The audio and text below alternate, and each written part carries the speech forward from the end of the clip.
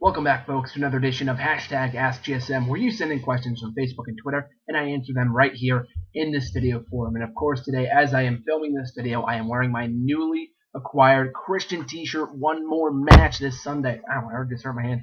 This Sunday, Elimination Chamber. Christian will be inside the chamber. Will he win? Probably not. But I just still consider it Christian month, so I'm wearing my one more match Christian shirt on President's Day, no less. 1 week away from the launch of the WWE Network, WrestleMania, Elimination Chamber, everything else coming up once. Extremely excited for it. But nonetheless, let's get to today's questions from Facebook and Twitter, starting with the Facebook questions. First one comes from Andre G. If John Cena announces his retiring at WrestleMania 31, which 10 young stars would you like to see him put over clean in his last year? Now, I was coming up with a list. I can't really come up with 10 guys, which is really, really sad. Because there's a lot of guys who really, like, I don't want to see, like, a Zack Ryder go over John Cena, you know what I mean? Like, there really is no point. Like, people that I see with potential to be a top star or will be a top star in years to come, I put on this list. So my top three, I put Cesaro, who beat Orton clean on SmackDown this past week, which was freaking amazing. Roman Reigns, Bray Wyatt, who he might face at WrestleMania 30 this year. So Bray Wyatt wins clean, I'd mark the hell out. I don't see that happening, unfortunately, but it would be pretty awesome. Then some secondary people I put on there just for the heck of it. Big E, maybe. Ryback. I don't know if you can consider him young because he's in his 30s, like mid-30s or something. And maybe Cody Rhodes, too. But yeah, my top three would definitely be Cesaro, Roman Reigns, and Bray Wyatt to go over John Cena clean in the next year if he was to retire at WrestleMania 31, which obviously won't be happening. But I see your scenario, though. Victor T asked, if the team of Dolph Ziggler and The Miz actually happens, who would you like to see them booked? Or how would you like to see them booked? Heel or face, which feud should they have? First of all, I love the idea of a Ziggler-Miz tag team. I've been predicting this for years now. Face or heel doesn't really matter. Heel seems like the more logical scenario, given the fact they're both disgruntled and they want higher positions in the company. I would love to see them face, too. I mean, they had a very fun singles match against each other a few weeks ago in Cleveland, so I thought that was awesome. Face or heel doesn't really matter. I would like to see them face. Heel doesn't really make a difference to me. What feud should they have? Maybe the New Age Outlaws going to WrestleMania. Because let's face it, if they aren't going to be in a tag team together, how the hell else are Miz and Ziggler going to get on WrestleMania 30 with all the top stars coming back, all the top matches already predicted? I can come up with 7 matches off the top of my head to happen at WrestleMania, and none of them involve Ziggler and Miz. So that being said, they should tag team with one another, go into a tag team turmoil match at WrestleMania, involving maybe the Usos and New Age Outlaws. Should they win the titles? Probably not. But yeah, I would like to see them face maybe the Usos or the New Age Outlaws, maybe the Real Americans if they're still around by WrestleMania 30. Jared J asked, do you see John Bradshaw, Layfield, Christian, and or Jeff Hardy as future WWE Hall of Famers? JBL, yes. The longest reigning WWE champion in SmackDown history. He also had a pretty good career aside from that as well, part of the acolytes and stuff like that. Major tag team competitor. Christian, most definitely, very accomplished, very decorated wrestler. And all of wrestling, TNA, NWA, in the tag team division, intercontinental, world title, everything in his career that he's acquired over the course of his career over the last 20 years. And he's been very dedicated to the company as well, so I could definitely see him going into the Hall of Fame one day. Jeff Hardy, you and I were talking about this over Twitter about how people that have backstabbed Vince over the years and went to WCW perhaps and didn't come back were the ones that aren't getting into the Hall of Fame, like Savage, for other reasons, of course, too. And then Rick Rude and maybe Lex Luger, if you can call him Hall of Fame worthy. So Jeff Hardy, he went to TNA. He backstabbed WWE, in my eyes, a number of years ago when he went over to TNA when he said that he would go back to WWE. So that being said, if he doesn't go back to WWE someday, then probably not. If he does, then yeah, I guess, which I think he should at some point for one last run or one last match or whatever. But yeah, if he doesn't go back, then probably not. If he does, yeah, I could see him being in the Hall of Fame, given his accomplishments as well, being a former multi-time world champion, a very decorated wrestler, and one of the most popular wrestlers in the last 5-10 years.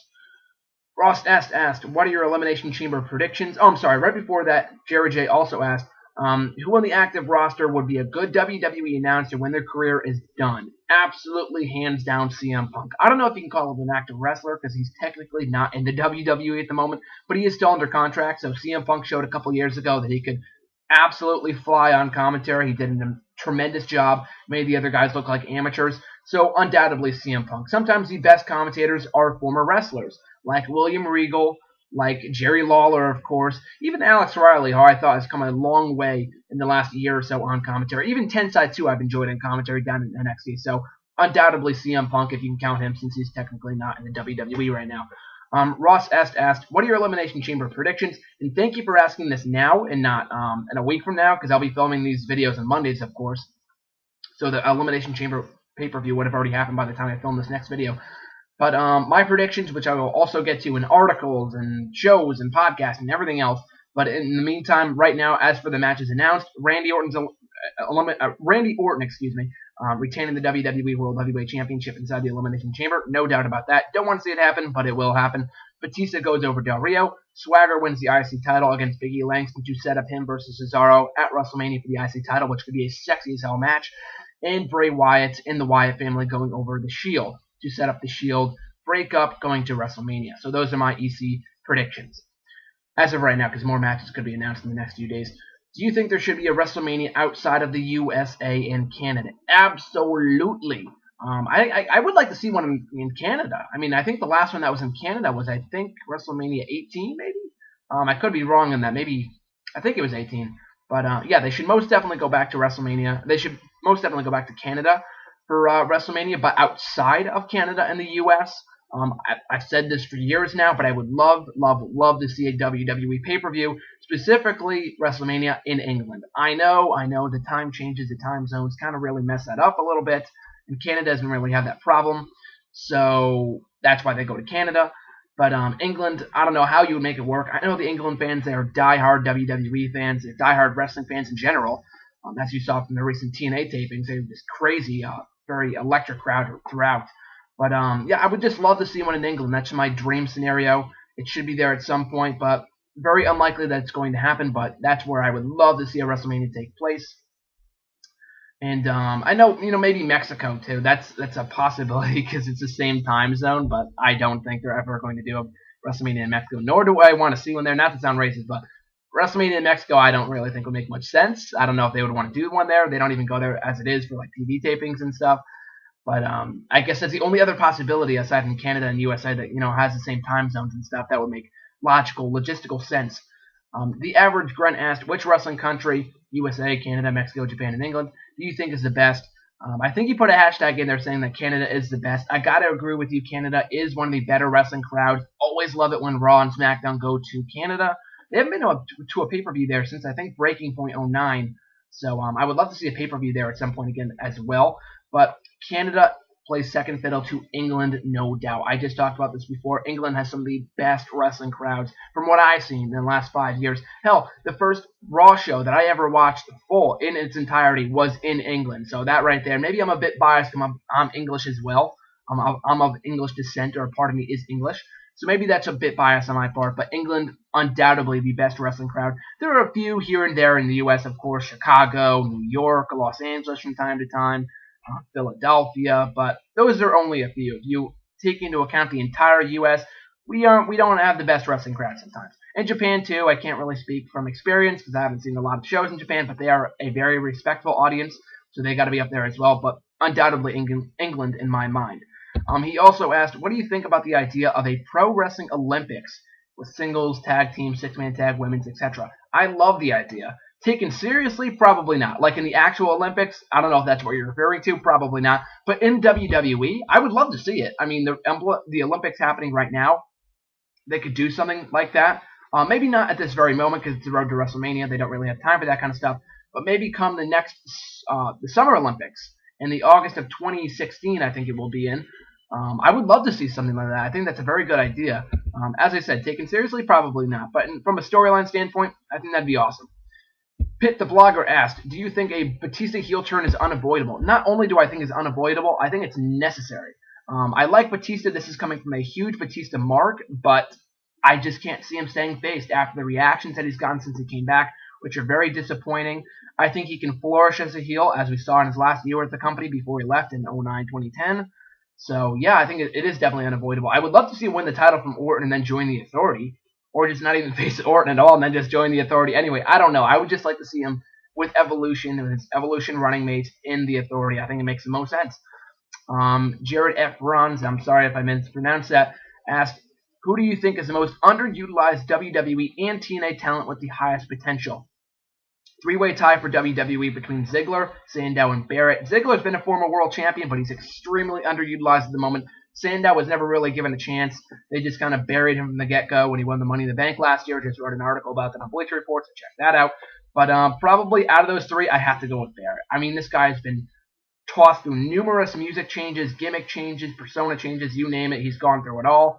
Just some terrible stuff over the course of the last few years. I thought the brawling thing was pretty cool. They dropped the ball on that pretty quickly. The IC title runs killed him, killed all of his momentum. The Bad News Barrett thing is just garbage. It can be funny at times, but you know, aside from that, it's just pretty garbage for the most part. So Barrett, I think, deserves to be a world champion at some point. As far as TNA goes, Daniels and James Storm. James Storm, a former TNA champion as well for all of 2 weeks. I think he deserves to be on a higher place in the card. Daniels, same thing as well, has never been a TNA World Champion, which surprises me in the same company that they gave titles to the likes of Chris Sabin, among others.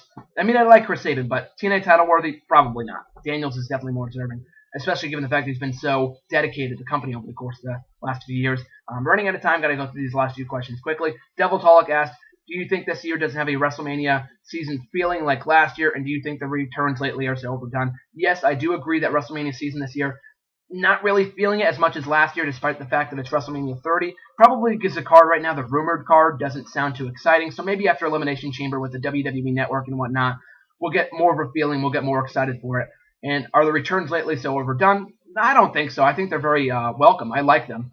With Batista, Brock Lesnar, Rob Van Dam, The Rock. I like all these people coming back at once. Probably not. But in small doses, I think they're good for business and it's good for the audience in general. Mr. Tebow Fan 5 asked, who do you enjoy as the all-around, I'm sorry, I completely botched that question. Who do you enjoy all-around more, Punk, Bryan, or Aries? Very difficult question. Got to go with Punk, though. I think he has the all-around better gimmick, mic skills, and ring skills, debatable, but I think his just gimmick overall, I think it's more fun to watch him than Bryan or Aries. Bryan is a very, very close second. Aries is up there as well in TNA. I think he's being underutilized as well. And the second question was, what do you think of Jeff Hardy going back to the Willow character, which debuted this past week on TNA Impact in a vignette? I really like it. I don't know how it's going to pan out, because I know they already advertised Jeff Hardy for a match at Lockdown as Jeff Hardy, not Willow. So I'm not sure if they're going to do the Joseph Park Abyss deal or what. But regardless, I like it. I know he used it down in Omega at one point. He used it at Ring of Honor once, which not to a great reception, but even still, that's Ring of Honor for you. But regardless, I like the idea to switch things up a bit for Jeff Hardy. And the final question comes from Zach Donegan. His question was, which would you rather see return in WWE, a Cruiserweight division or a TV14 Hardcore division? WWE, of course, is not going back to TV14, so we can scratch that out of the window right now. We just scratch that out. Oh, just throw that right out of the window. I completely botched that real quick. Anyway, the Hardcore division, I would love to see it. I love the Hardcore title. I love the idea of the Hardcore title. But of those two, they're probably more likely. It would be more watered down in a WWE PG world, and I don't see going back to TV14, so I'll scratch that out right now. Cruiserweight division, I would love to see. Talked about this before, but with the WWE Network coming, I think it could be great. They get their own show, put people on there like Evan Bourne, Tyson Kidd, Sin Cara, blah, blah, blah, blah, blah. I think it could flourish in WWE. So out of those two, I think a Cruiserweight division is more likely and is more preferable. So with all that being said, thanks for watching, guys. Really do appreciate it. If you want to send a question, make sure to tweet me on Twitter with the hashtag AskGSM at WrestleRant, and like my official Facebook page and drop a comment on the wall. Doing these videos every Monday, I really enjoy doing them, so really appreciate the support. Make sure to subscribe as well. Enjoy Monday Night Raw tonight. If you're watching this later in the week, have a great week. Enjoy Elimination Chamber. Enjoy WrestleMania season in general with the WWE Network launching next week, only 7 days away. Couldn't be any more excited. Make sure to subscribe as well. Really do appreciate it. Have a very happy President's Day, guys, and I'll see you next week. This is GSM signing out for next week, guys.